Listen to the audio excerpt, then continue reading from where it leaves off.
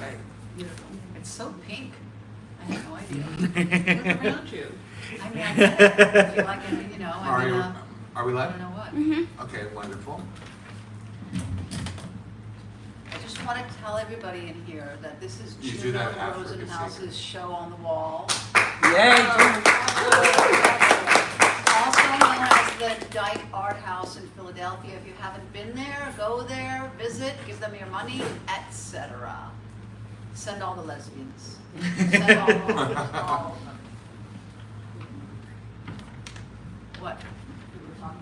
Well, I'm not on the, we're not on the mic yet. I know, but you were funny, you were leading in. Oh, I know. Because I'm a Luddite. We've already established this. All right, we are live now. Let me go over here. Okay.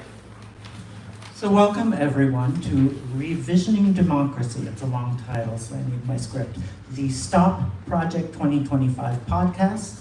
This is episode 1, Queers Confronting Autocracy, a conversation with Sarah Schulman. We're being hosted by Anne-Christine Dodesky and J.W. Walker. So welcome.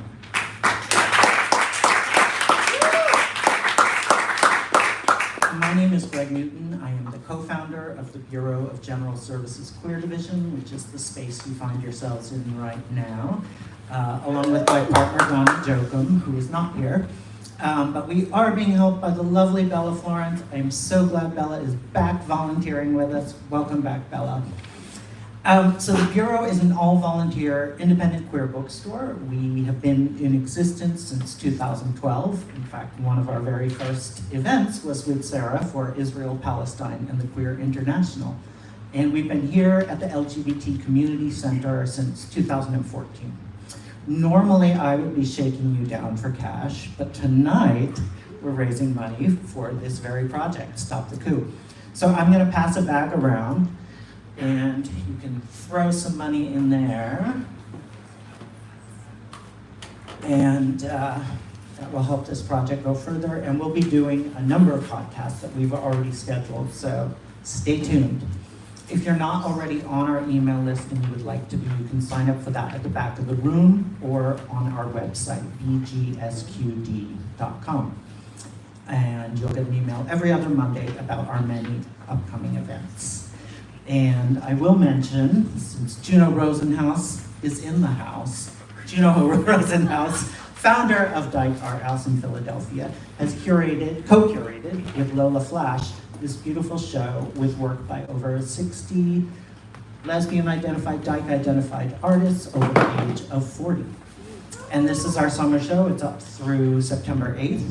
But next Friday, we'll be having a discussion here with several of the artists, about 15 of them or so.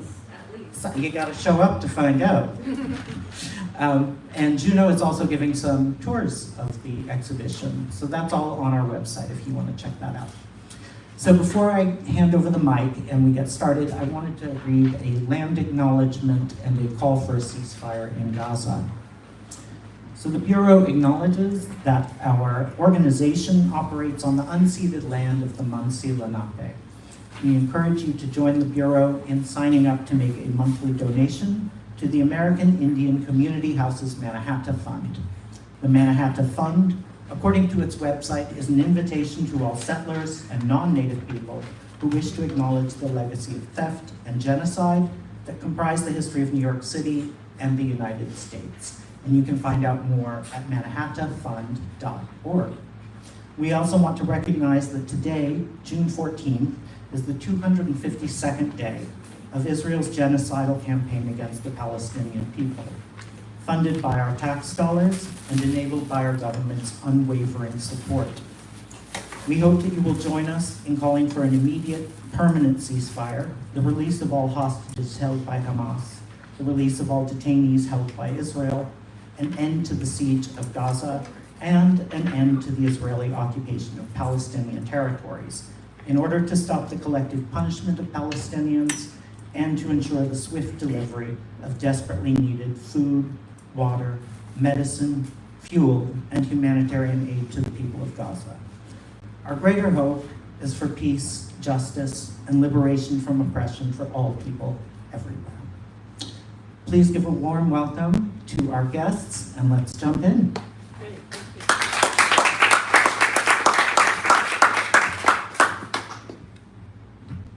You might need to help me. Hi, everybody. Welcome to our very first video podcast. I'm going to introduce all of us in a minute, but I just wanted to say, first of all, a big thank you to the Bureau. They stepped up immediately when we said we wanted to launch a video podcast on the subject of fighting autocracy and mobilizing the LGBTQ community and progressive community to deal with this moment that we are in. And it's really about revisioning democracy. So I really want to thank Greg and his colleague for this, and we will be having these every month in the summer, and then we'll be going to twice a month before the election, one right after the election, and after that, we will revisit the schedule. Just a moment about to talk about Stop the Coup 2025, and so it's very important to keep the word 25 in there because there is a right-wing group now that calls itself Stop the Coup, so we don't want all of our people going to that.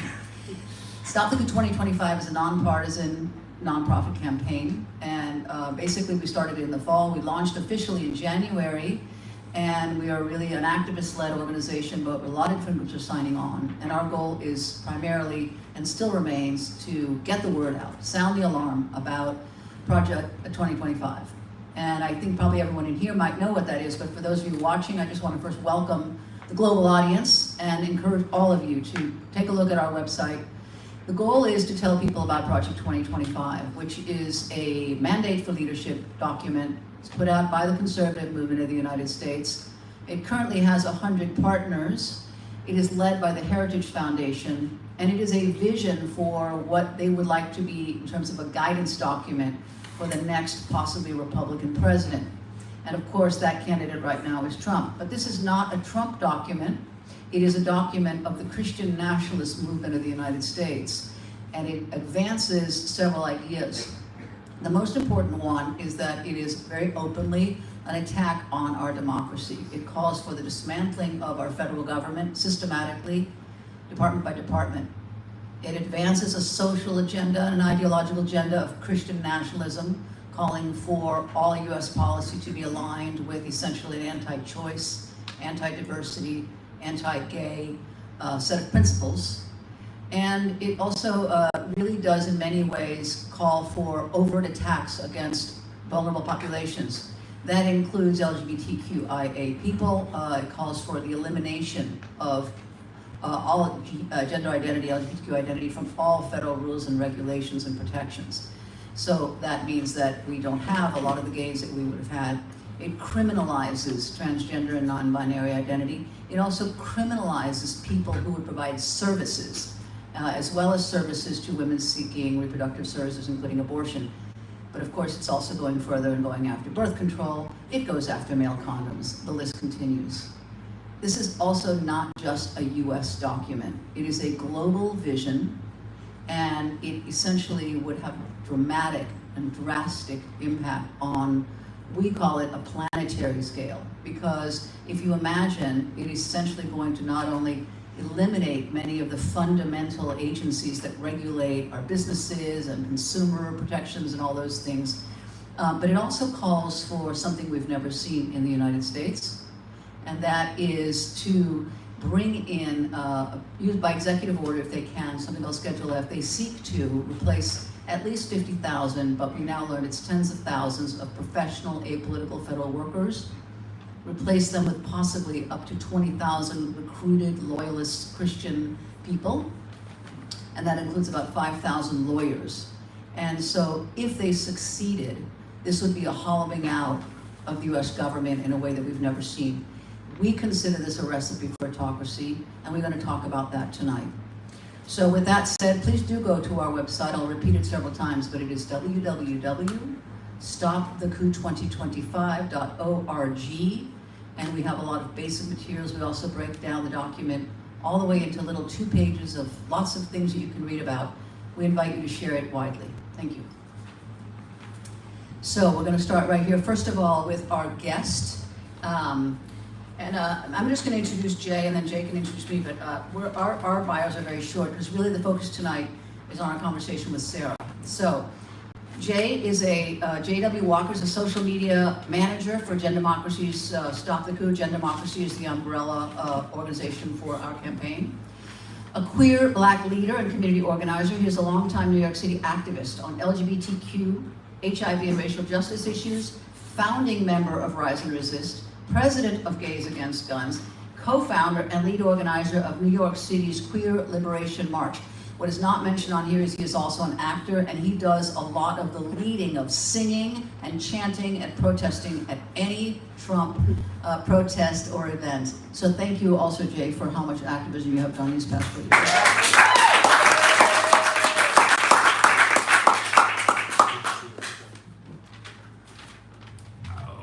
Thank you, AC, and I will introduce Anne-Christine Tedeschi, known as AC, to us. She founded Gen Democracy in October 2023, then launched our Stop the Coup 2025 campaign in December 2023. She's an award-winning independent journalist and author, feminist, longtime human rights, gender equality, and HIV activist, and author of 4 books. So, and I am honored to work with her every day on this project. I've learned so much in the short time that I've known her, and I'm just very proud to be starting this podcast with her. And also, since we are here at the center and at the Bureau, happy Pride, everybody!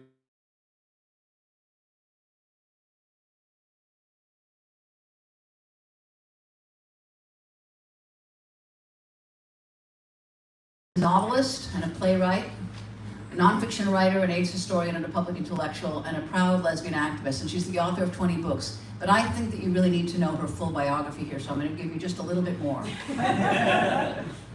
Her books include novels in multiple genres, historical fiction, literary fiction, experimental, including novels in multiple genres, speculative fiction, detective novels. I don't know if she has exactly a romantic comedy, but I anticipate it. Sarah's a native New Yorker, born in 1958, like me, who started as a journalist in the grassroots lesbian, gay, and feminist press in 1979. She became active in the reproductive rights movement, worked for abortion rights, and against sterilization abuse. Her first plays were produced as part of the downtown art scene in the 1980s, and her first novel was published in 1984. She was a member of ACT UP New York from 1987 to 1992, and co-founder of the Lesbian Avengers, where we share that as well. Today she serves on the advisory board of the Jewish Voice for Peace and is a co-director of the ACT UP Oral History Project. Among her books, Let the Record Show is back there. It is a political history of ACT UP, New York 1987 to 1993, and it won the Lambda Book Award in nonfiction, a special award, and the awards actually go on and on and on for a paragraph. I'm just going to say that it was a New York Times editor's choice, among other things. 1986, she and her longtime collaborator Jim Hubbard started Mix, the queer experimental film and video festival, which lasted for 33 years. She's become a collaborator on many experimental films, including screenwriter and co-screenwriter for 4 features. The Owls with Cheryl Dunye was the director, Mommy is Coming, again with Cheryl Dunye, Jason and Shirley, director Stephen Winter, United in Anger, which is a history of ACT UP, directed by Jim Hubbard. Her films have shown in many places. They're up for theatrical distribution, Berlin film festivals, etc. And I think that it's, it's really important for us to understand how much Sarah has done in the context of the conversation we're going to have tonight. So, Sarah, thank you so much. Thank you. And thank you, everybody. So I just want to start with a few thoughts. First of all, I just want to say I that... like that she's just taking over. Yeah, This is of what course. As she should. So Jay and I met in the 90s at Brentano's, if you know what that is. Yes. Anne and I met 44 years ago when we were dating the same girl. Okay, so these are old relationships. So the And we're still friends, which is the Still lesbian way. What this really reminds me of is the Family Protection Act. And I wanted to make that connection because everything that we see from the right wing is decades and decades in the making. When Goldwater was defeated by Johnson in a huge landslide, the Republican Party needed to restructure. And at that point, evangelicals were not even registered to vote. They were completely out of the electoral system. A bunch of people got this including someone named Terry Dolan, who was a leader of the right wing who died of AIDS, started to bring together the evangelicals and the kind of greedy Republican capitalists, if you remember those guys. And that's when Reagan was elected in 1980. Now, the evangelicals brought in this document called the Family Protection Act that is very similar to the document that we're looking at now. And it seemed absurd at the time. I was a reporter for Woman News in 1979, and I covered the right wing. And I went to right-wing conferences and all of this, and they were all talking about the Family Protection Act. And it was things like, undo Roe v. Wade, no more birth control, it was like the same agenda. And we thought it was absurd. It seemed impossible. How could any of this ever happen? But what always happens, I think, when capitalists make alliances with fascists, which is what, when the Nazi Party came to power, industrialists made alliances with the Nazi Party to stop communism and socialism in Germany. Whenever that decision is made, the capitalists lose control to the fascists. And that's what happened in the Republican Party as well. So I think that what you're looking at is a resurfacing of a decades-old evangelical agenda. We're going to talk about it. I just want to say that for this series, what we are interested in doing is two things. We're going to look back today. We're going to look back and look forward in terms of lessons from our movement. And we do want to talk about queer resistance, which we feel is essential for us to take on and consider. The other part of it is, as we say, revisioning democracy. We have to be able to talk about what we want, even in the context of our rights being so attacked. So we're going to go ahead and go right into this. And I think what we're interested in, Sarah, is a little personal background. Like you said, we met in the early 80s. I was at Barnard, we met at that time. And the big issue for us, right, back then was abortion and feminism and the peace movement. And I got very kind of like activated and radicalized at the Seneca Women's Peace Camp, where there were cruise missiles, that were being put onto US soil. So Sarah, the questions for you is, at this point, where do you kind of mark the beginning of your political activism? Okay, that would take the entire. I come from a Holocaust family. My grandmother had 2 brothers and 2 sisters who were exterminated in the Holocaust. That was my mother's mother. And my mother's father's sister was killed at Babi Yar. And my father came from the Fiddler on the Roof people, and my grandmother had experienced pogroms and this kind of thing. So I was raised with this concept that the most dangerous person on earth is a bystander. Now, unfortunately, my parents, like many people who've suffered historically, were not consistent in their application of that revelation. So whereas my mother was extremely anti-racist in relationship to Black people, she was also very homophobic, and my parents were very anti-Arab. So, at a young age, I saw the discrepancies between what we were told and what was actually true. And then, the 2 things that I did wrong were being a smart girl, which was like a crime in my family, and then being gay was the cataclysm of all time. So, that betrayal by my family mirrored the intense sexism and homophobia that queer women of our age experienced and still experience. So that's where it all comes from in a nutshell. That took 20 years of therapy. So we both joined Carassa, along with Maxine Wolf and other lesbians who identified as feminists. And I think that I was kind of interested in thinking about that moment of political organizing, to gain abortion rights. And, if you're looking back, what did and didn't work in that moment? I'm thinking about that reflection. Okay, so let's just contextualize that. So, abortion was legal in New York in 1971. That's when I was in junior high school. Yeah. It became nationally legal in 73, and it was funded originally. In 79 was the Hyde Amendment, and that's what took away Medicaid funding for abortion. So after Hyde, only 7 states provided funding. So we really only ever had abortion rights from 73 to 79. After 79, it depended on where you lived and if you could get the money. So the illusion that we've had abortion rights all this time was just that, an illusion. When Hyde was argued in front of the Supreme Court and the court ruled in favor of the Hyde Amendment, there was a gathering in the village there used to be a radical church on West 4th Street where a lot of our community's political meetings took place. And that's when I got exposed to the people who were looking for a politic that was broader than single issue abortion.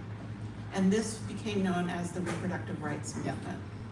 The predecessor was an organization called SESA, the Committee to End Sterilization Abuse. which got sterilization regulations passed in New York City in 1979. So there was campaigns to sterilize basically Latinx women. People were getting sterilized without signing consent. The consent was not informed. It was part of population control. And in fact, the head of sterilization in Puerto Rico, this guy named Antonio Silva, became the head of OBGYN at Lincoln Hospital. So when people from SESA and people who were fighting Hyde got together, they saw that the original concept of reproductive rights was the right to not have a child and the right to have a child.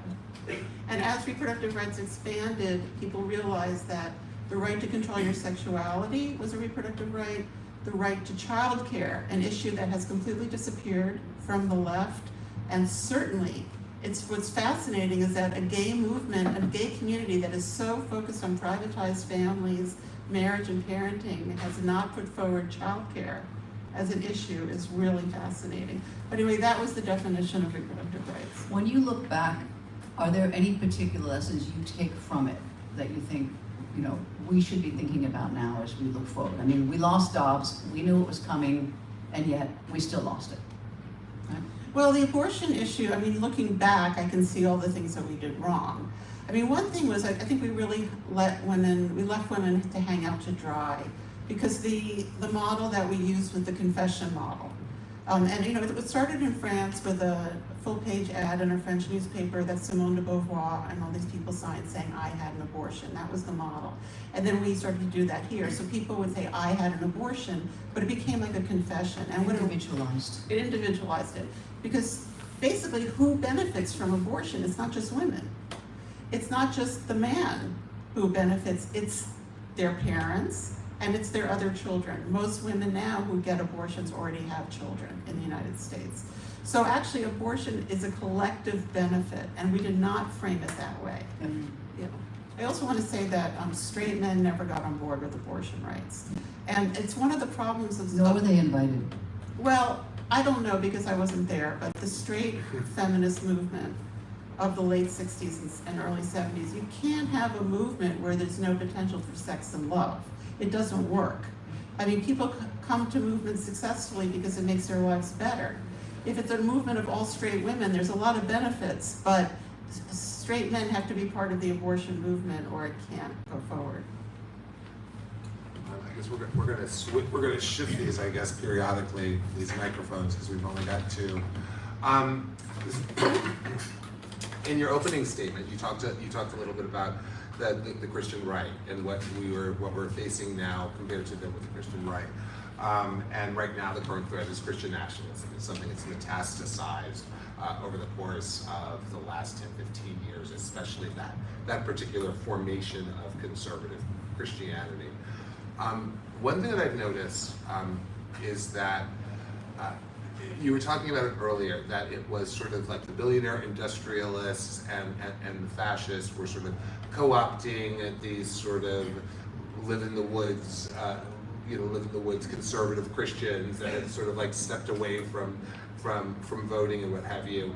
But now we've had about 3 generations of that sort of right-wing Christianity being inculcated in people for the express purpose of pulling them into politics. We have Bob Jones University, Liberty University. We've had 2 full generations of people, so that now we end up with a Mike Johnson being the Speaker of the House, someone who clearly came up through that. So whereas before it was people using Christianity or the beliefs of conservative Christians to push, to get their tax cuts. Now we have that it's all become conflated, and it's all part and parcel of the same thing. So I'm just curious about your take on that. I mean, you guys are the expert on this, but one thing I've never understood is why when people show hypocrisy, the constituency doesn't care. I'm very, very confused about that, actually. Do you have any insight into that? Yeah, I mean, I think that we have actually failed, the left has certainly failed, I think, not only to deal with religion, but to really understand that we have a radicalizing going on in this country, and it's about giving people a higher purpose. And a lot of the Christian nationalism we see comes from these ideologies, and dominionism is one of them. And it's the idea that you're not just here for yourself, you're here to be able to create, it's almost like having a personal mission to be more godly and more saintly. It's elevating you to have greater purpose, elevating you in your community. And so that is the thing, that is the emotional pull. And so even though people can recognize that, as they put it, Trump is kind of, he's a fallen person for them, they're able to kind of manipulate this ideology because the idea is that they're all working for a higher purpose. And that's, very successful propaganda. And then the other part of it is, this is incredibly well organized. This is all funded. It's multi-million dollars of funding. And I think, the fact that we're still learning about this now in 2024, when we've been seeing it for the last 3 or 4 years, that's a problem. We have not dug in. We have a few groups that have looked into this, but, we also didn't pay that much attention when Leonard Leo took over the courts before Trump. And the same person, the same people are behind this. A lot of this document that we see was organized between the January 6th and 2022. And it involves specific people, specific money, and specific organization. And we were not there to see this coming. Some groups were, but not at the level where, we're really playing catch up. And the question is why, It is, if we're looking at other countries, we'll talk about ISIS, or we'll talk about, Saudi Arabia, we'll talk about the mullahs, but we don't talk here about Christian fundamentalism as a political movement, and that's what we're dealing with. Can you raise the microphone? Yeah. Pull it out. We'll just pull it out. We're gonna pull it out. We're gonna hand it around. Okay. There we go. And speaking of which, that was a very big part of the push. I don't know even how to express it. The issues surrounding HIV, well, the dehumanization of queer people, particularly people living with HIV and AIDS, that ACT UP fought so strongly and so successfully, I think, against. There was a cultural movement combined with an activist movement to overcome that stigma that was put upon the queer community and the community of people living with HIV and AIDS, and you were a big part of that in ACT UP, so I'd love to hear you talk a little bit about that. Well, this is what I address in my book, Conflict is Not Abuse. That there's, okay,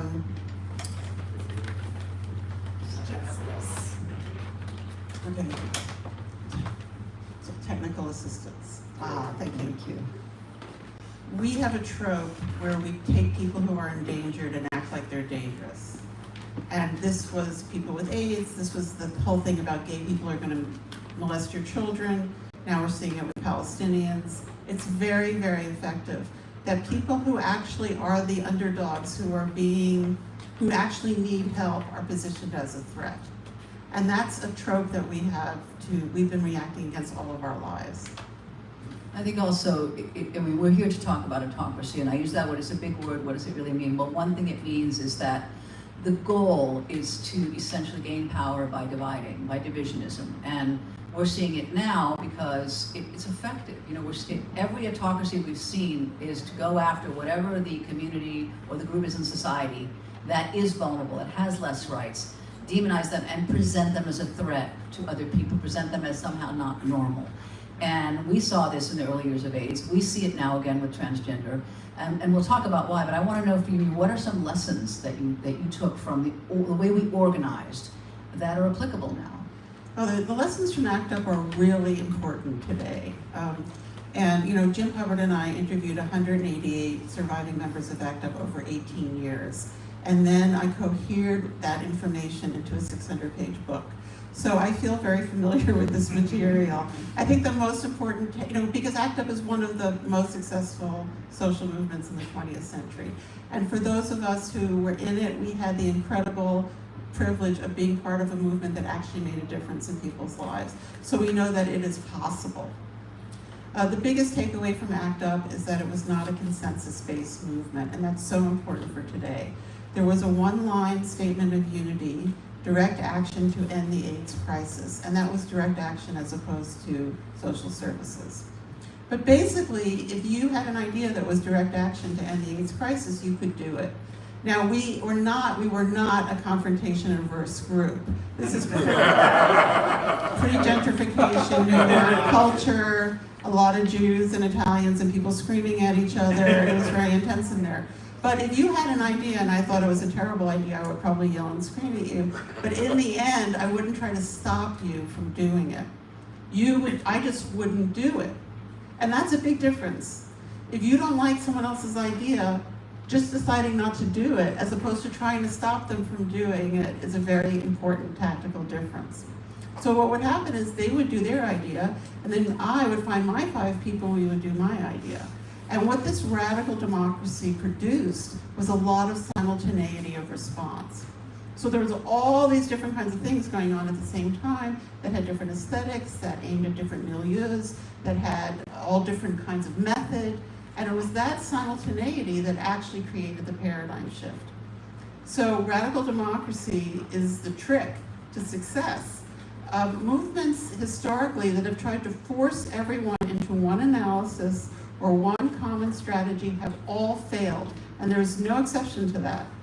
And the reason is because people can only be where they're at. I mean, it sounds like a very basic thing to say. I had to go to therapy for many years to be able to accept that. But you can't force people to be somewhere that they're not. And when you try, your movement will fail. So real leadership is about helping people be effective from where they're at the same time, not imposing a predetermined analysis. And what's very interesting is that if you follow the BDS movement, which I've been a supporter of for 15 years, that's the boycott, divestment, and sanctions movement that calls for a boycott of Israel. If you follow them, their politics are very similar. It's not this like old Stalinist left where you must do this way and blah, blah, blah, blah. They talk about gray area, they talk about context, they talk about being strategic, being realistic about what you can actually get in a certain situation instead of being didactic about your demand. You know, and this is the way you move a movement forward, is by being flexible. I think the other thing, is that we had an epidemic where people were dying and it takes them out of the moment. Like there was a necessity to act, and we're not in that same moment. Some people might feel that Project 2025 gives that urgency. I certainly do. However, I think that does also mean that who comes into the room and why they come into the room and what their agendas are different, and we're not in the same moment. So just taking that movement, just looking at the AIDS movement, because I do want to talk about that tonight, just specifically for a minute. How do you see the AIDS movement now in terms of the issues? Like what we're facing is, with Project 2025, we're facing not only the demonization and the removal of LGBTQ rights, but we're seeing an attack on the CDC, the NIH, the FDA, the WHO, which is of course not part of the US government. We're seeing the request to put USAID and make it essentially a, quote, pro-life institution. So what is this going to mean? This potentially could mean that Ryan White money will be impacted. We will certainly see that PEPFAR will be majorly impacted. But think about this on a global scale.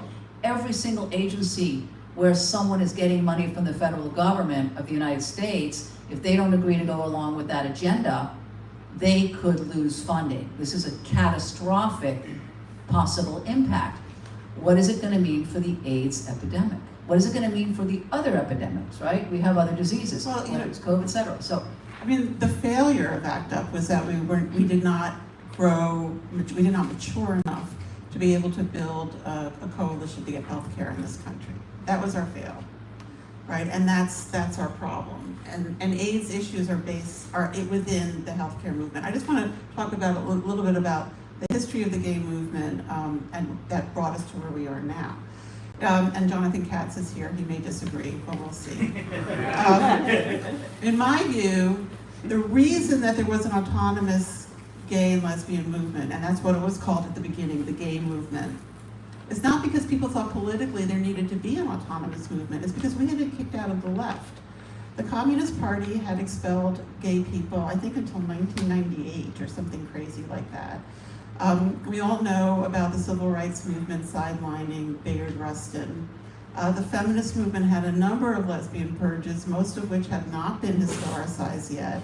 So the reason there was an autonomous gay movement is because nobody else would have us. And I remember, like, there used to be a leftist newspaper called The Guardian, a Marxist weekly that was 100 years old and came out every week. And when they decided to take on gay issues, they had a debate about whether or not it would be gay rights or gay liberation. And they chose gay rights because they did not believe in gay liberation. So we were really on our own. Things are very different now. In terms of the entire progressive left, openly queer and trans people are in the leadership of every progressive movement in the country. That is where the radical queer movement has gone, and that's where it should be.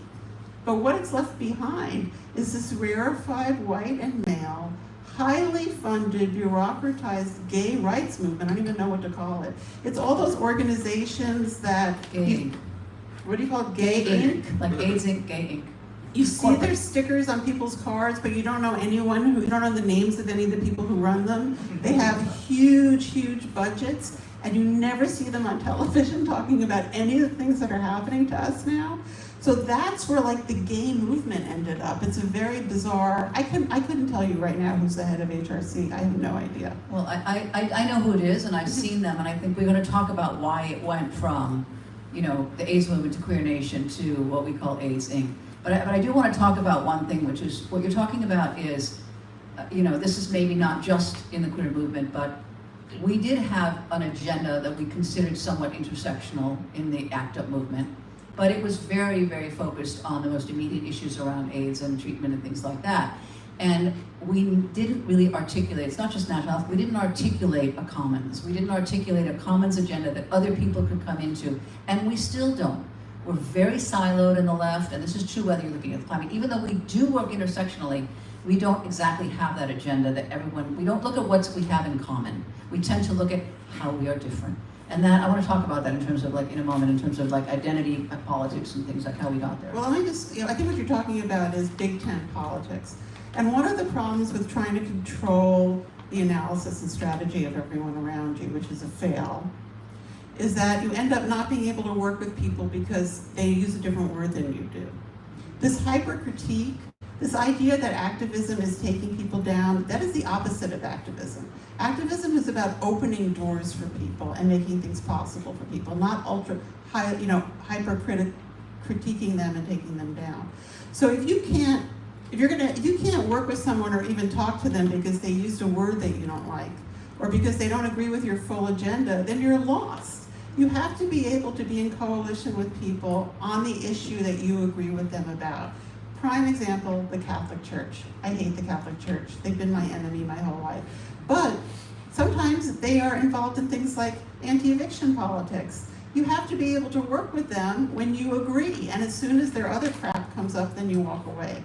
And that requires a certain kind of maturity. You know how they say, take what you need and leave the rest? It's kind of like that, but in political coalition. So this demand that everyone meet your full agenda is a fail. Well, I was looking at him because he was supposed to ask the next question, but I'll ask it and then you can take the lesbian question. Now, go ahead. No, I don't know about the no, Queer no. Nation. Yeah, so, I'm sorry. Yes, there we go.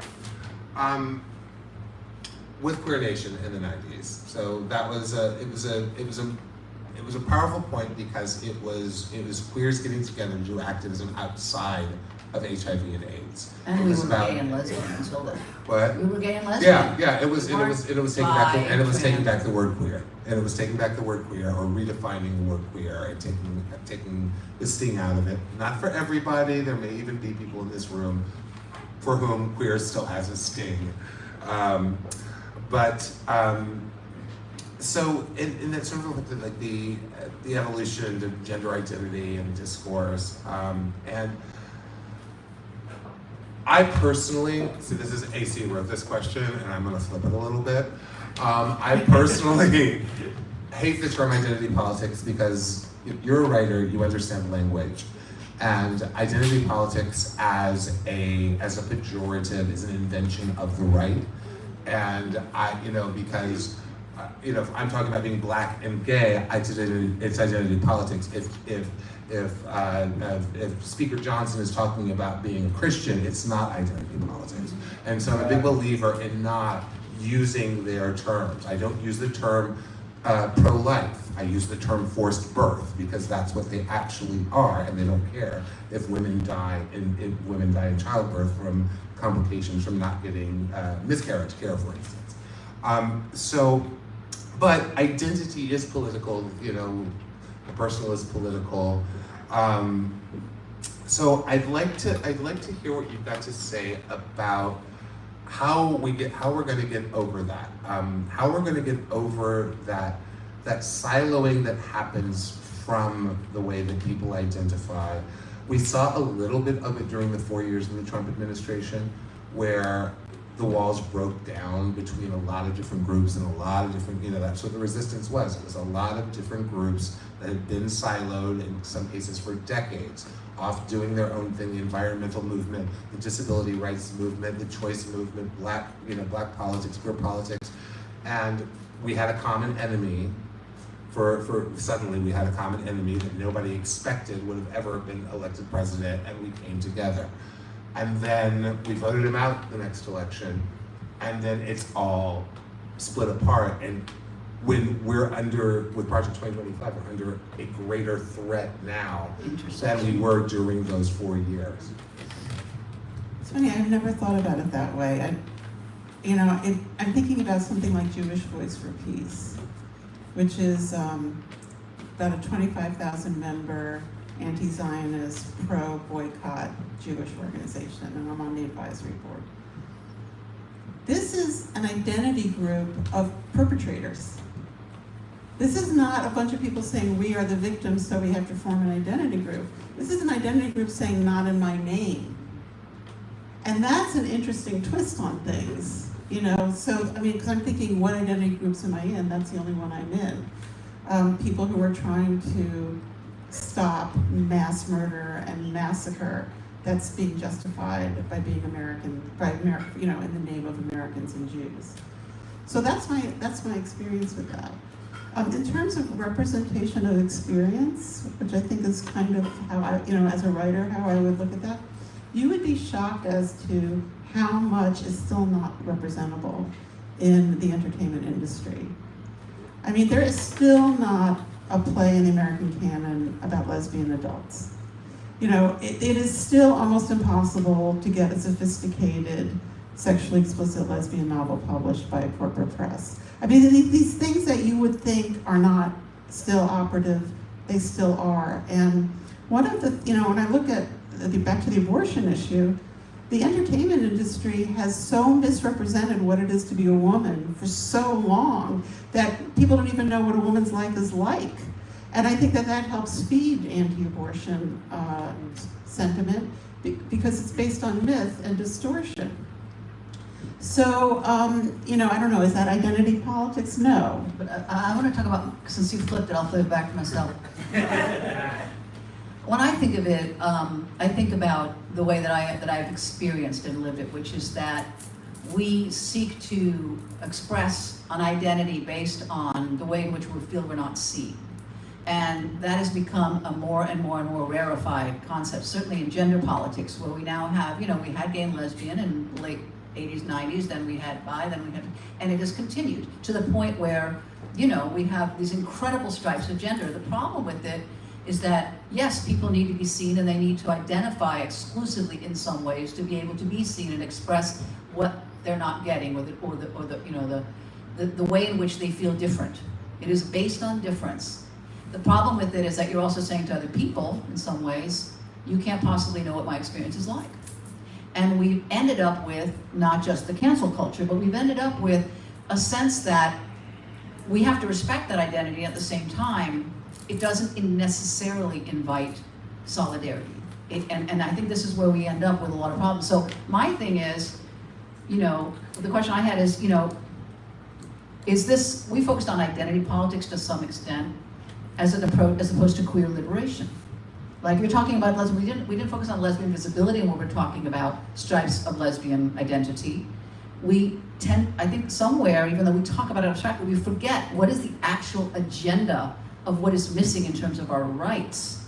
And that also gets us back to what do we have in terms of a common need with other people or not. I mean, we're not a rights-based or evidence, that's not how we're approaching our politics. It's been very individualized, and I happen to think that that's because we're in America and it's capitalism. And now we have branding. I mean, we tend to have very singular, individualistic approaches to our politics. So that's where I was coming from with it. It's funny, I'm having a different experience right now because of being in Palestine Solidarity. And that's an incredibly diverse movement. I mean, that movement, I came into that movement 15 years ago, and it was like the queerest movement I've been in years. There's so many different kinds of people in that movement right now. And what's also interesting is that it's not factionalized. There are people, what everyone agrees on is ceasefire. After that, everybody has their own idea of what they want. And I mean, that's the commons for them. For that movement, that's the commons. Yes. That's the thing that we're all in agreement about. I guess that's maybe the point I'm making, is that with regard to liberation and some of our queer rights, that got forgotten along the way. We stopped thinking about what we really needed, including an act up with national aids, healthcare. But the problem with the letters is that each of the LGBTQ blah, blah, blah, is that it's not really a thing, because each letter is having a completely different experience. Exactly. They're having different rights, they're having different representations, they're having different financial power, they're facing different kinds of violence. So maybe you're right, it's a brand, but it does make invisible what people's lives are actually like. Yeah. So I would agree with that. But I don't, when I'm looking at Palestine Solidarity, which is, there's 300 Gaza encampments on 300 universities. I mean, this is the youth movement of this country right now. And their demand is divestment, and that's the D of BDS, is boycott, divestment, sanctions. So they've taken this very kind of marginalized agenda and made it the main political conversation for young people in this country right now. On and off campuses, because of course all these demonstrations that were in the streets and still are every day in New York City for months before the Gaza encampment started at Columbia were not students. I mean, some of those people are students, but they weren't organized as students. So I see us moving away from what you're calling identity politics and back to a collective left that is opposing the government, is building people power, is coming from the grassroots up. Millions of people are marching in the streets against this war on Gaza all over the world. Nobody in the world wants this war. And it goes all the way up to even Biden's staff did a demonstration calling for ceasefire in front of the White House. It's really just these men who run the world, these actual individual people who are defying the people power. But let's see what happens at the convention, and let's see what happens in the fall when I classes just want to start. say there's a lot of women in there too. Have no illusion. There's a lot of really powerful right-wing women, and a lot of them have money, and they have a very, very intense agenda, and they tend to speak from the female experience, which doesn't resemble our experience, but they still really are, I think we need to really be clear about who these people are. And, they're our neighbors. They're also our neighbors, they're our family. Like, we have to really give a face to what that movement is. It's not just 10 people sitting up in Washington. It's very widespread. And with the student movement, we're seeing yet another rising up of this criminalizing of speech.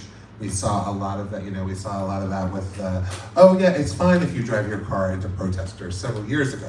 Long before this, and now we're seeing, a greater push. That's also a part of Project 2025, which is that whole sort of squelching of free speech, but beyond that of just identity. And like right now with trans rights and criminalization, with criminalization of drag performance, with criminalization of getting kids, giving trans kids the appropriate medical or mental health care that they need.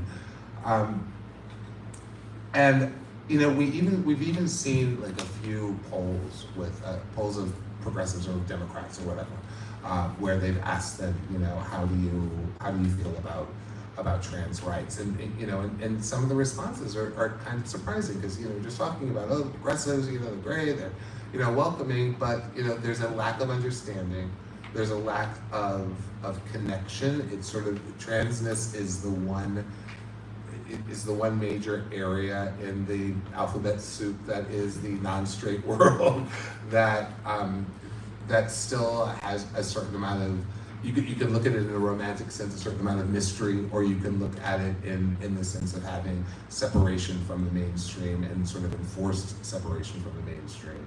And so I'm wondering what you think about that backlash to the disability of trans folks. You know, I don't know the history of the right-wing attack on trans people, and you guys probably know a lot more than me, but obviously somebody was very smart who came up with Focus groups. because it's something that a lot of people don't understand, and that's a way that you can manipulate populations. It's kind of like this, the confusion about what is anti-Semitism that has been fomented. It just confuses people, and it makes them, it doesn't feel right, and then you get this kind of mob mentality. So it's very parallel. I mean, I think it's really interesting that the poll you're talking about, Jay, which is showing that among Democrats, progressive Democrats, that they're kind of going along with all the different things, and they'll say that they're for trans rights, but then when it comes to surgery, when it comes to transgender, gender affirming, there is a discomfort, there is a not sure, and this is why the right actually decided that this issue was such a good wedge issue. But also, there's some models. So one of the models for Project 2025 people may know about, but may not, is the Hungarian regime of Viktor Orban, and very Catholic country, and that model essentially really implemented the kind of strategy that Project 2025 is hoping to do. In fact, the Heritage Foundation is now contracted with the Orban administration to help implement Project 2025, meaning that they found that these were the social issues that really people were vulnerable to. So you see less pushback, you see less people speaking out when something happens, you see less defense, and therefore you see that separation. And then you get, of course, the normalization of, the transphobia and all of it. And so, I have really been, in many ways, really wondering, like, where is the queer movement on these attacks on trans communities? How much speaking out have we done? Where is our leadership? I mean, we think we've got it, but when you really look at what's happened in specifics, I don't know. I wonder if it's also because we still have, even in our own queer community, an unacceptable level of internalized transphobia. And there's a reason why they're criminalizing us and attacking us, is because we're not speaking out and fighting back hard enough. So to me, that's a really, they can see where we're vulnerable. They use a lot of focus groups for that. And it's not Also, accidental, they're strategic. There's been a normalization. This is what Jasbir Parr called homo nationalism.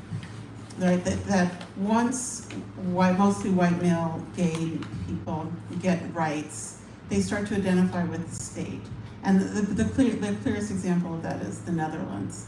And then, so with the homo nationalism, they identify with the state, and then the thing that they fear are immigrants. And they become anti-immigrant and especially Muslim immigrants, and join with the right wing. And that's why there's now this right-wing government in the Netherlands.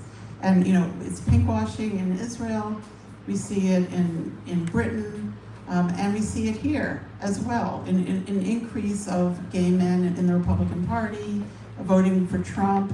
So, there's nothing inherently radical about being gay, and I guess we were wrong, because at the beginning we did think there was, but there isn't. And you're just as co-optable as anybody else. But is it also partly, like, when I think about where we are with Project 2025, I look at it and say, it's because we won so much.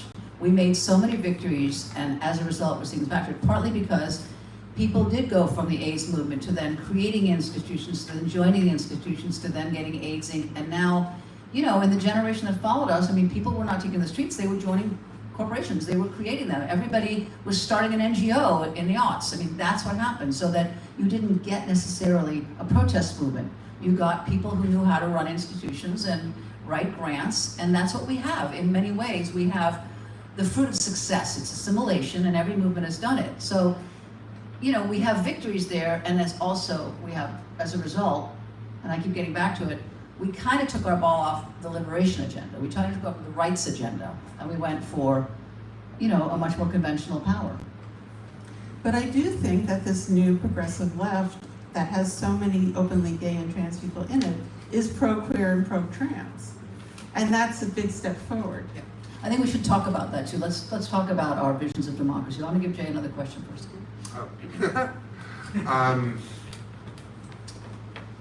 Well, you know, you can't talk about any of this without talking about race, right? And, you know, in that sort of canary in a coal mine piece about trans people sort of like being the first ones that were going to get thrown overboard. That used to be the place that black people were sort of held in the body politic. That the easiest ones to demonize, the easiest ones to stoke fear around. They're doing that less overtly now. They're for the last 30 years or so, they've been using more euphemisms and stuff in crime and things of that nature, whereas they're being completely open when it comes to trans people and attacking them. But with the, if we look back over like the last few presidential administrations, right? We had this moment when Obama was elected in 2008, and you know, and of course immediately, you know, right-wing people started coming out and saying that we were post-racial, you know, because we had a half-black president whose father was from Kenya, and you know, a lot of stuff kind of squeaked through during that time under the guise of, oh, we're post-racial, we're not talking about it. And I wonder, you know, to the point that we overlooked so much that by the time we got to the first summer, like Trump hadn't even been in office for a full year, for a full 9 months, and we had Charlottesville. And we had the Jews marching, you know, right-wing guys marching, yelling, "Jews will not replace us." You know, protesting that a Confederate statue is supposed to be taken down, and you know, and a young white woman ends up getting killed by a young white man who drives into her. And you know, from that Black Lives Matter movement had already been going for about 3 years, starting, you know, after Trayvon and Mike Brown, and then we had a very difficult shift within the country somehow over the course of the last 4 years around issues of race. We went from this sort of moment of the reckoning in 2020 to this, you know, with the rise of Project 2025, to this, just this active push against any sort of consideration of race, any sort of recognition of the racial history of the country. Great replacement theory. Very active. Well, it's the anti-DEI, it's the anti-CRT, it's these ginned up false narratives that, you know, proliferate on social media, that get started by trolls, that end up getting picked up by politicians. And I think we're also seeing that in relation to Palestine. I think we're seeing that in relation to how the news media is picking up things, how the news media is framing things. And I wonder what your thoughts are about strategies for sort of overcoming that kind of framing. You just brought up like so many different things. So just quickly on a few points, Obama. You know, when people thought Obama was progressive because he was black. So that kind of racism is everybody projected onto him, but nothing in his history told us that he was going to be progressive. Well, he was a community organizer early on. I remember when I went in to vote between him and Hillary Clinton, and I was like crying because it was a woman and a black guy, and I was so stupid because, you know, it was the same. But since then, we've become dependent on black women to save America. You know, Stacey Abrams and bringing out the black female vote in Georgia over and over again, and the district attorneys who are prosecuting Trump, and, you know, this is like we're all hoping that black people are going to save us and are going to rescue us, and somehow it's become their responsibility to do that.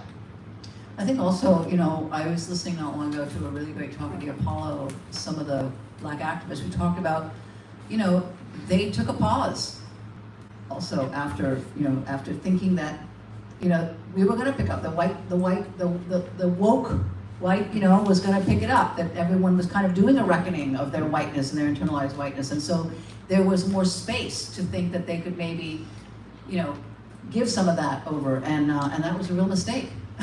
Because, you know, it's like a moment of, it's like Reconstruction now, really. I mean, we're dealing with such an active, intensive white supremacy agenda right now. And Project 2025 is absolutely the embodiment. I mean, it strips away all the civil rights protections that we built for so long, getting rid of civil rights agencies. And I mean, if you look at it, ultimately, what is the agenda? It's not just removing, it's white grievance, very large, right?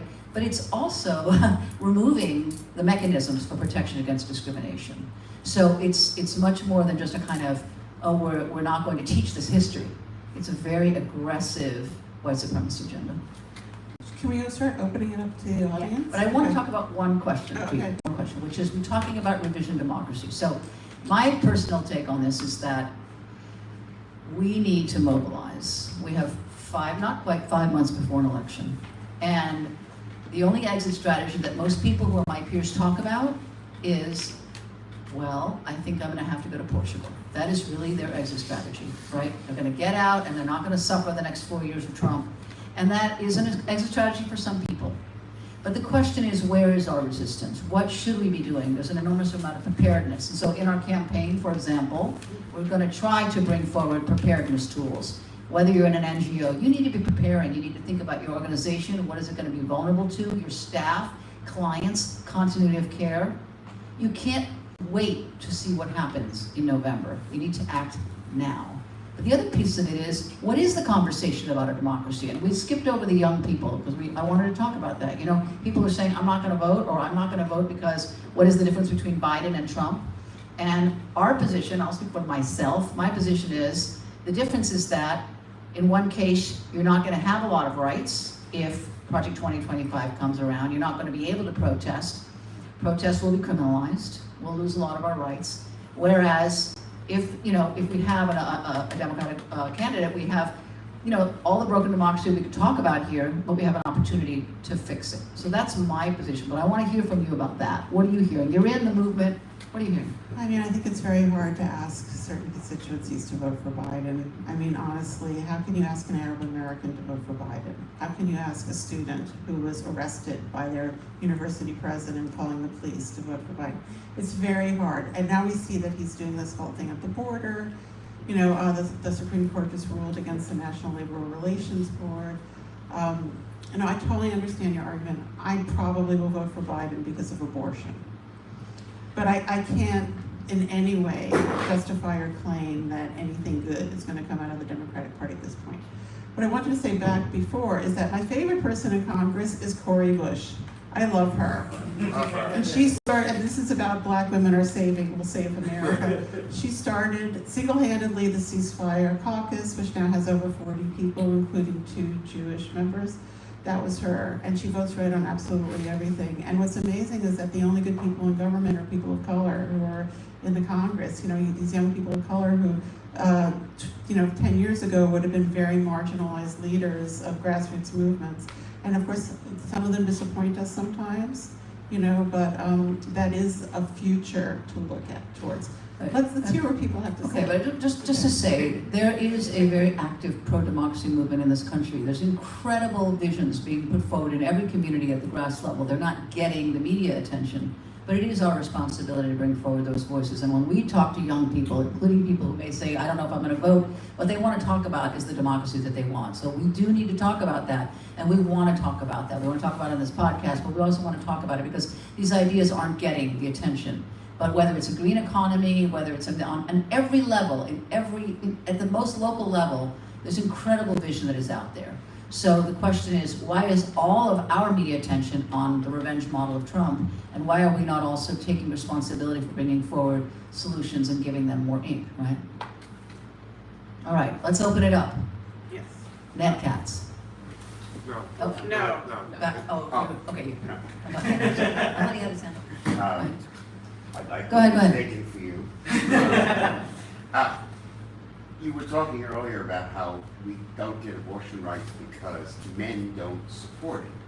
And I would love to know what you think that's about, because, you know, I had a friend who got a girlfriend pregnant and was forced into a shotgun marriage. So why don't men see that, you know, when a woman gets pregnant, there are two people involved, and they might both have an interest in. Okay, so the question is, why is it that men, especially straight men, have not gotten on board with abortion rights? Yeah. Well, men don't do very much to help women at all anyway, not in any level of life, so that's consistent. But I also think that we did cast abortion as that it only impacts the woman who's pregnant, and we haven't had a broad cultural conversation about who benefits from abortion, which is everybody. So it's partially our messaging, but overall, I don't think you can find one element of society or any social milieu where men who are not profiting go in and actually help women. It's just not a dynamic that we have in our culture. I'll just add one thing. Yeah. One thing that I would add to that is that the abortion movement and feminism have been inextricably linked, and there has been a concerted societal effort by powerful forces within our society to demonize feminism in the eyes of men.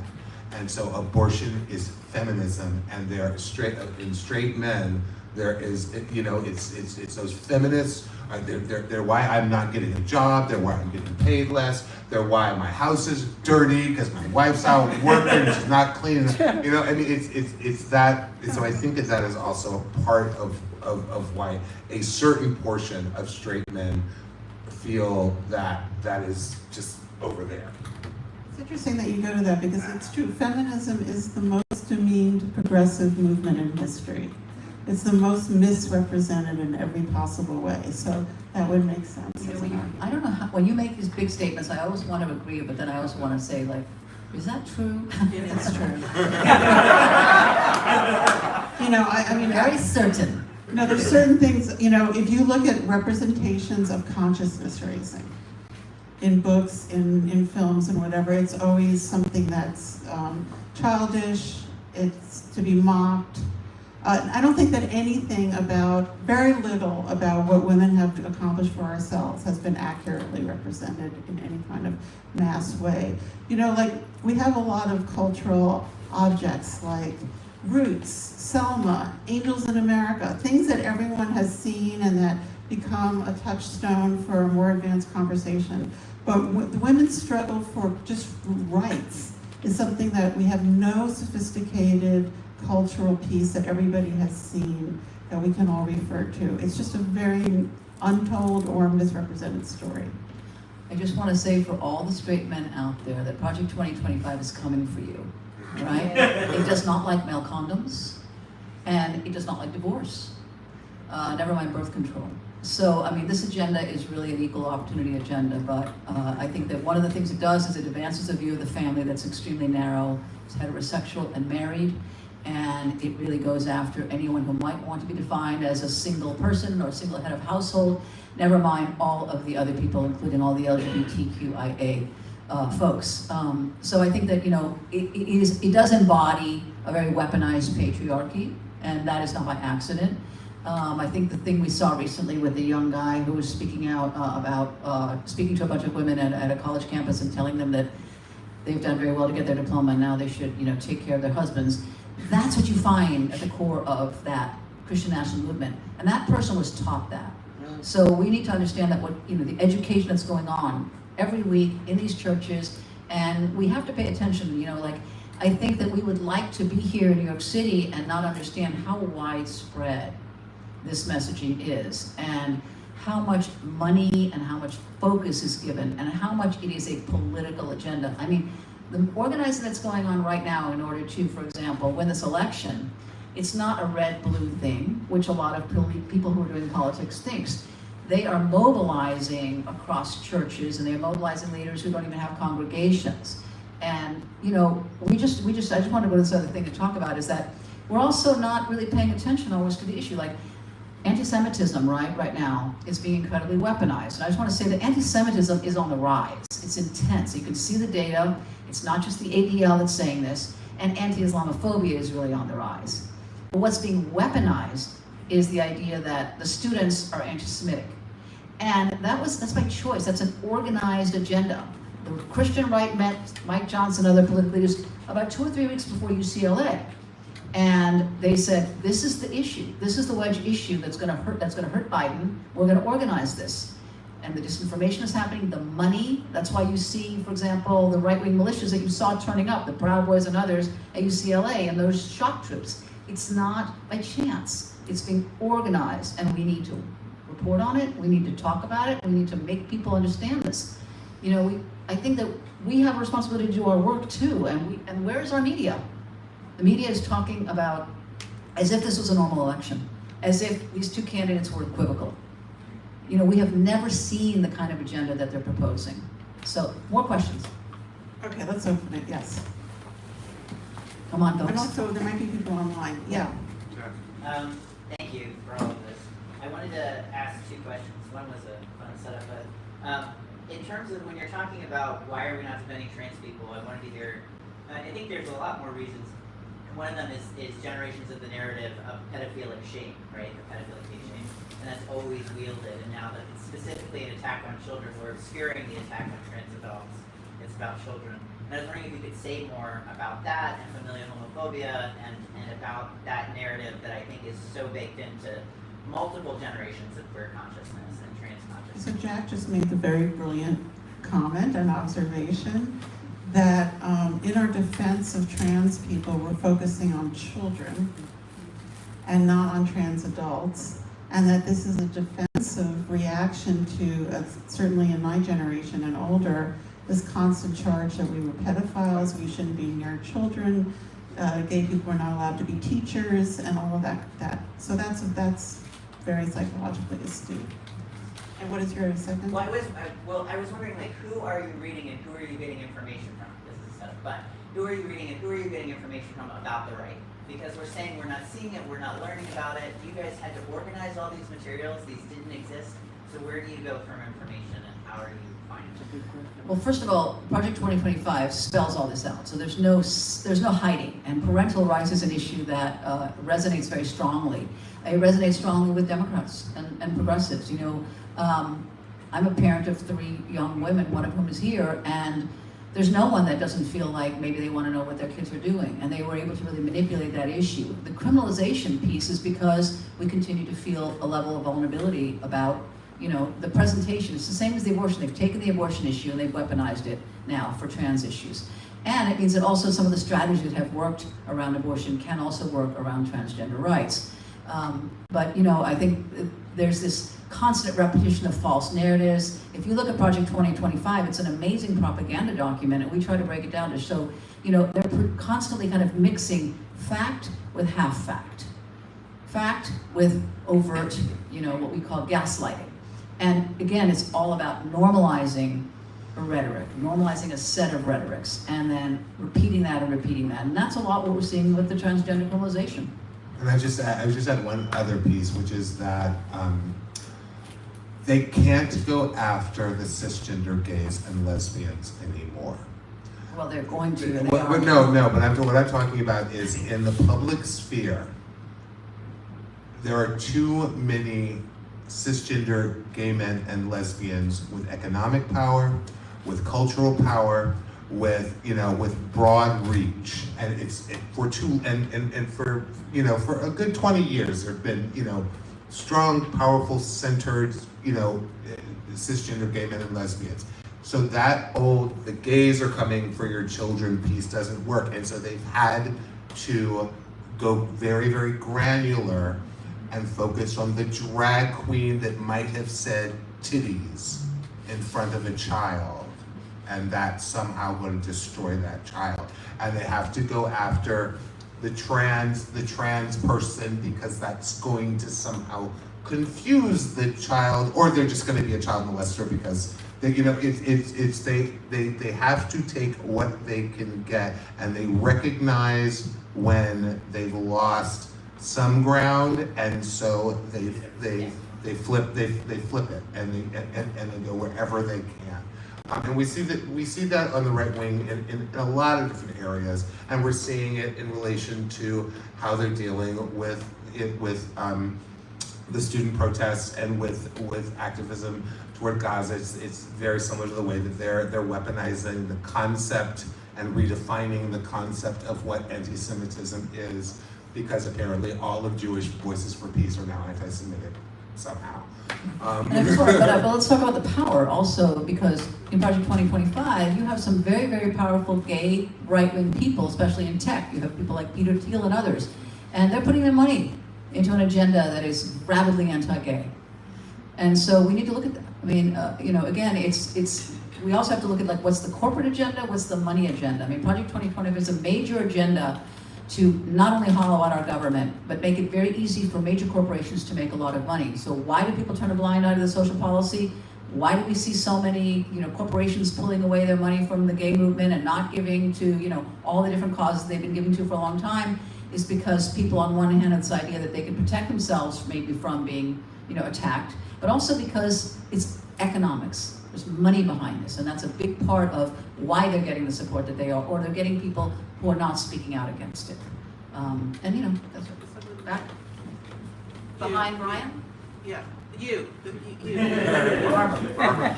You, Barbara. So I'm just trying to put together thoughts from different directions and how they are affecting this political moment. So I've been working on Gaza since October with JPP, and thinking about this amazing political movement that has risen around Gaza in the country right now, and all of its possibilities. I'm also trying to put that next to the need to stop Project 2025. And when I look at those two things together, what I'm seeing is that Biden's stubborn commitment to Israel is one of the biggest obstacles right now to fighting Project 2025 and to the Stop the 2025 movement. And so I'm trying to figure out how does this issue get productively addressed in the fight against Project 2025? One question I have, because I have not exhaustively read the document, is what does the tone that they produce have to say about Israel? I don't know the answer, and I'm hoping maybe some of you do. But is there a way to bring that into the conversation? Because evidently, just blatantly, obviously, the commitment of the Christian nationalists is to the state of Israel. So how can some of that insight into what Project 2025 intends to do around foreign policy around Israel and qualified support for Israel, how can that be brought into the conversation and made visible so that it can be made visible to the people who are working on Gaza and many people around the country who are completely alienated from the entire voting and electoral process for November right now, and rightly so, right? So that's really important. So would love to hear any thoughts on that. I'm going to let the others, because I have a bit to say, so go ahead, please. I'm just going to summarize what Barbara brought up, which is that Christian nationalists are very committed to the state of Israel. They invest huge amounts of money in Israel, and that Biden's pro-Israel policies are one of the greatest obstacles to opposing Christian nationalism because it unites them. Right? That's a summary and so how do we address that? Well, not just that, but the fact that so many people are alienated from the voting process altogether because of those policies right now. Right, and that so many people are. That is the political organizing base that you, Sarah, yourself said is the future of organizing in this country. But yet, they are being actively alienated from the electoral process by the policies of this president, who is the only person who is positioned to stop Project 2025. And so there's a set of contradictions in there that is very deeply problematic for all of us right now. Thank you. That's the field. Right, so what Barbara is pointing out is that there's a reason why so many people are alienated from the electoral process, so many progressive people. And that part of that reason is that so many of Biden's, not just his Israel policy, but his most recent stance on immigration, et cetera, parallels or resonates with Christian nationalist views, or at least mouths things that resonate with those views. And that is certainly not a recipe for making people interested in participating in the electoral system. Well, I don't think, first of all, there's any easy answers, but I think we have to be having the conversation really openly, especially with younger people. I mean, there are a couple of things that have come out in my conversations, and I mean, I certainly can hold Gaza and Project 2025 in my hand, and I understand what is in Project 2025. I mean, Project 2025, interestingly, and right now the Christian right, they are so actively organizing with right-wing Christians right now in every church around the country to try to put money in behind the Netanyahu regime. Christian nationalism, the Christian Project 2025 is actively promoting the Netanyahu government. And there's, in Project 2025, it's not just that they erase the separation of church and state, they elevate a form of Christianity above all else in law and policy. They call for an immediate return and even an expansion, potentially, of the Muslim ban. The stance on immigration is a massive deportation, criminalization, and it goes beyond illegal immigration. It goes to chains of migration. It goes to all the people who are coming in to do work in the country. It goes to, your relatives who you thought you were going to be able to come in and get married and have come in. I mean, I think when people know about it, then they have a different conversation with themselves. But right now, I think the question is, it's not about asking people to feel differently. It's really for us, making them know what is in Project 2025. I think that is our job. What they do with that information, they're gonna have to go with their conscience. But it's very clear that it's not just a erasure, it's not just a criminalization, it's also an incredible weaponization. I mean, the Project 2025 calls for a kind of uber police state that we haven't seen. It calls for expanded surveillance. It's not directly saying it's gonna have the Insurrection Act, but we've known that most of the people who are involved in that are calling for that. We're going to have a small group of people who are bringing in a level of law enforcement to police what they want to do, and dissent will not have the space that it had. We will not have the right to organize ourselves, to disagree, to be in the street, to do the kinds of things. We saw bits of that with BLM and Charlottesville. We saw bits of it, but they're not hiding it. And I think that we need to really look at that, and whoever you're talking to, begin the conversation from where they're at and listen. And also, I keep talking about revision of democracy. There's a lot of ideas that are not being brought forward. There's a lot of proposals that can be made to Biden, including the Biden administration. And I think it's equally our job to talk about what we want. We can't just let the Project 2025 frame our lives right now. We have to think about it. I do want to talk about resistance a little bit more. We have to talk about queer resistance, right? Can I follow up Yeah. on this suggestion? So there is a movement, the uncommitted movement. It's actually a coalition. I know the uncommitted movement, yeah. So it's a coalition of the organizations that work in about 6 or 7 different states to get uncommitted on the ballot, or to do a blank ballot the way we did here in New York. They have a 4-point plan, and right now they're trying to leverage the impressive turnouts they had for uncommitted in those states to pressure the Biden administration heading into the Democratic convention. They have a plan for what's going to happen at the Democratic convention, because they have delegates actually that they've won now that they're going to seat there, and then for after the convention and heading into the convention. I want to recommend that you guys take seriously what they're doing, take a look and try to see if you can open conversations with them about Project 2025. Their goal as a movement is both to end the war in Gaza, but also to prevent fascism in the United States. They talk about that as twin goals, and so I think that having conversations with them might be really productive for Stop the Coup at this time, because it will open up new ways to have conversations about Gaza right now, and about how to try to recapture some of those voters. They are trying to recapture some of those alienated voters by bringing them into the electoral process.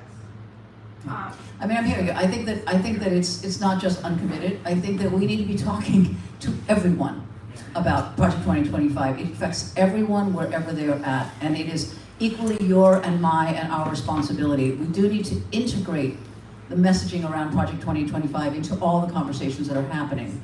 And I think that, you know, like you say, like we said early on about when people come into movements, they come in at all different times from all different places. Let's meet them where they're at. But I also do want to talk about some down ballot stuff because there's an enormous amount that Before you needs to do, happen. let's just open it up because Barbara's sort of, yes, sir, you. Hey, Brian. Yeah. I have a lot of thoughts about what y'all said. I agree with like much of what y'all said. I disagree with some of what y'all said. So I've been kind of like thinking about how I would want to what I want to introduce into the conversation is something that hasn't been discussed yet. And this actually kind of like spins off of talking about abortion, which what y'all ended up with, abortion and reproductive rights. And this is something that I've tried to do my part in for years. And I kind of like wrestled with the question, why has the LGBT movement seemingly been successful over the course of my lifetime while the reproductive rights movement has actually lost ground? And there's a lot to be said there, but one of the things that I have been thinking about is how disgustive what the underlying act is plays a role in contributing to othering and fear of a practice or an identity, and then being capitalized on for political gain. So where my thinking on this originally started was about 20 years ago, before marriage, before same-gender marriage was legalized. For the legal magazine that I was working for, I did a review of a book about it, and it mentioned another book by another law professor in which he was talking about, this other law professor was talking about the role of disgust in setting boundaries. That's how we define the in-group and the out-group. That the in-group is, we're normal, we do what's right, and the out-group, oh my God, can you believe what they do? Mm-hmm. And I was thinking about, in particular, this was relevant in talking about the situation of queers, and specifically, at least it was used in the context of gay men because of anal intercourse, which I was very aware of, and I think a lot of us were aware of. We were working in the AIDS movement in the 80s of how disgust of anal intercourse was used and weaponized against us in order to say, well, what did you expect? Yeah. I was at a comedy show in '84, and Sam Kinison, was talking about Rock Hudson. He said, who would have thought that getting fucked in the ass 500 times could be bad for you? And so that was one thing that with anal intercourse, I saw kind of we all saw kind of how it was used to demonize gay men, and then by extension, other queer people. With abortion, the act of abortion itself is not something that you would want to show on television. And then with trans people, I see that happening again now with the way that conservatives play on gender reassignment surgery, particularly with trying to say, this is what's going to happen with kids, Scare tactics. Yeah. So I'm just kind of curious what thoughts y'all have on this, because this is, I think that, with the gay movement, whatever one's thoughts are about same-gender marriage, at least that was a way to switch the talk from sex to something else that was acceptable, love. And for what it's worth, I think that's kind of one of the issues with the reproductive rights movement is that there hasn't been kind of like an equivalent shift to something that is kind of warm and cuddly the way that marriage is. Well, the only thing I would say about it is that we did learn some things from our movement, which was that we have to be able to reframe the narrative. We have to be able to give a face, a human face, in order to fight that kind of demonization. We need to be able to, as Sarah's talking about, talk about how things impact families, and maybe that's part of what hasn't happened successfully or enough in the abortion rights movement. But also there's a lot of other things that were there in terms of sexism. So there was so much addressing of sexism in this also, and other issues around women's agency. You know, everything that even included what we saw in the Me Too movement. So I think that, as she's pointing out, the issue of feminism itself has been, you know, sort of quite demonized, and it's only maybe in the last 10 years that we've seen a lot of men be able to really self-identify as feminists, finally. But also because was the invitation there? I think we have to take accountability for how narratives emerge too. And again, it's about, you know, you can't possibly understand this experience I had and then at the same time, oh wait, you're part of that experience and this is your role. So I just want to say that in terms of, you know, we do really need to be able to fight with facts. And one thing I have learned from some of my conversations with people in other countries around autocracy, Hungary and Poland, trying to learn right now their lessons. One of them is that you have to be able to present your facts. I mean, disinformation is very active, but you have to be able to present what the actual experience is. Experience of trans people, the experience of families, the experience of abortion, etc. And we've done some of that, but we continually kind of fall onto a reactive position to try to say like, oh no, we're not really threatening children, as opposed to presenting ourselves and the fullness, you know, of our kind of movement and defending it. I mean, I think we're sort of coming to an end here, but I just want to, oh, did you want to say something? I still have another question. Go ahead. Well, first I want to thank you for the material that you're doing on Project 2025. I think it's essential. And I do think like since the town hall that you did back in the fall, there do seem to be a lot more organizations and a lot more of the mainstream media actually talking about Project 2025 and trying to sound the warning. I have seen studies and focus groups that are saying that a majority of Americans, even when they hear about Project 2025, don't really think that it's a full threat yet, that either democratic institutions will stand in the way or Republicans won't really, you know, actually have enough power to actually pass those things. And so the one thing I have seen that has moved people to actually seeing that Project 2025 will come to pass is actual examples of how it's here already. And so can you give some examples in states in the US, whether it's West Virginia or Florida or Texas, where we can say, look, here's where they've already gained enough power, right, with supermajority, one-party states, and here's what they've passed. And these are the real canaries in the coal mine for what's actually coming. Okay, so why don't you answer that, and then why don't we close on that? Sarah's ready to go. I don't know that name, but let's talk about this. We'll take it. But here's the question. So yes, I think that it's really critical for us to talk about the fact that this isn't abstract, that Project 2025 is unfolding, and in fact, it's also intentional. The money that went from Leonard Leo to the 100 groups went to groups that are very actively following an agenda of filing what's called amicus briefs. They're putting in place the legal basis, even if they don't win, so it's there in law, so that when it gets bumped up, they can then reference that law. That's why we lost Dobbs, because it was a false reading of an interpretation of an older law. And so this is intentional. We've seen with Florida, we've seen the attempts with Don't Say Gay and things like that. We're seeing, for example, there's now 3 states where you can't protest.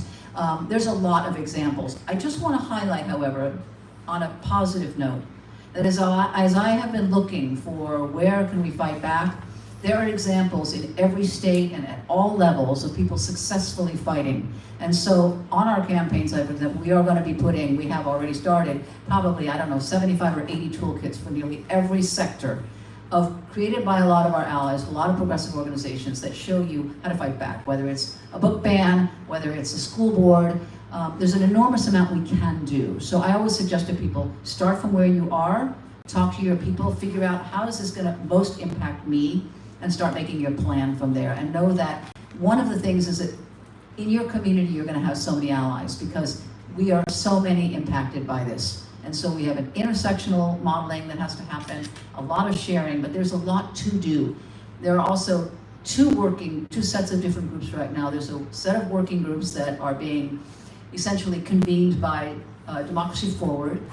And they're, basically a lot of think tanks and lawyers and different kinds of people who are identifying the key threats per sector almost like a threat matrix, and then people are coming forward to say, I'm gonna work on this and I'm gonna work on this one. It's not the kind of instruction plan or maybe the war plan we would like, but it's a start. And we also have Jared Huffman, Congressman Jared Huffman, Representative Huffman, who is convening Democratic caucuses, different ones, to come together and really talk about what Congress needs to be talking about, what it needs to do, what can we do before November. And in order for that to succeed, all of our civil society needs to be mobilized. We need to be putting pressure on our representatives. And so that's the message also in these next 4 months that we need to be talking about as we go and have people around the country talking to people about the issues that matter. So there is a lot to do, and I just want to leave you with that because I do feel like we're in the 90s. I feel like I just stepped right back into early 1992 or 1993 and we're getting like 3 or 4 hours of sleep at night. And we do feel like, oh, how are we gonna get this message across? But we did it in the AIDS movement. We've done it in these other, so there's so many lessons for us. So let's take that forward because we do need that kind of resistance right now. And I invite you all to please bring your best thinking and understand that, like you said earlier, you know, we're surprised by what we can do and how many people we can reach. We have a lot of people to reach. Last thing is, there are 5, maybe 6 swing states. There are very small numbers of people in those swing states. Specific demographics to target. Our job is to get to them. And that is a puzzle that we can figure out. I just want to add in that, just to go back to what Barbara said, I think that elections are harm reduction.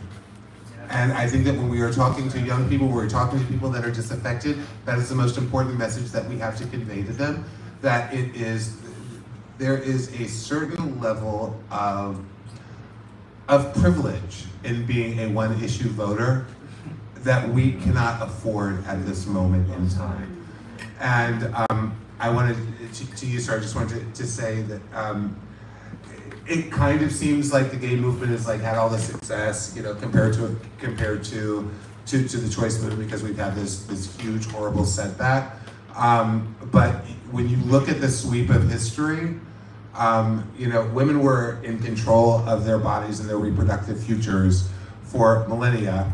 And then sometime around the 18th century, men decided that they were going to take charge of women's stuff and women's medicine.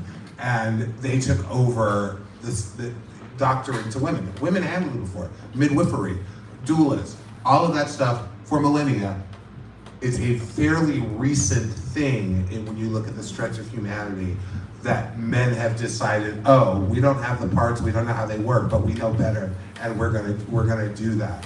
And so this, you know, this moment that we're having, provided that we can we can do the right thing in November as a nation, is going to be a fleeting thing. And when you look at LGBTQ stuff, there are similarities there as well. That like we've had this couple of centuries of puritanical garbage that is basically powerful people manipulating poor people so that they don't pay attention to the fact that those powerful people are taking all of their money, all of their resources, anything, you know, keeping them from gathering any power themselves, and say, look over there at that faggot, he's scary. Look over there at that witch with her potions and herbs, she's scary. And confusing the issue to amass power. It's all connected, and that's the thing that we've all got to understand in this election cycle. That's what we've got to understand as we fight Project 2025, which is exactly that. It is the crystallization of the past 2.5 centuries of white supremacist patriarchy trying to control everybody and take all their money away. I also want to talk about the fact that it's global, and what we're seeing right now is the rise of populism in a lot of other countries for a lot of different reasons. We're going to wrap up, but I just want to make a pitch. One, we have our very first fundraiser because we've been racing and we really need money. We really need help for the next 4 months. So please consider coming next week. We have a mixer. It's The Revolution Will Be Twirled, and it's at the Stonewall Inn on Tuesday, June 25th at 9 p.m. If you can't come, please consider supporting us. We also have information on our website.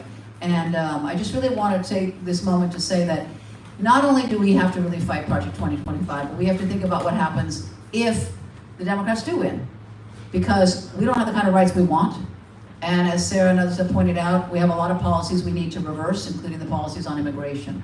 So we have a plan A and we have a plan B, but we need to think about what we want. And we need to talk about it, and we need to invite young people to talk about it. So I just want to give a warm welcome and thank you to Sarah Schulman. Thank you, Sarah. And we're going to have our next podcast will be in, I believe it's the first week of July. We'll let you know. It'll be on the website. Please join us and help us, because we need everyone right now. Thank you so much. Thank you.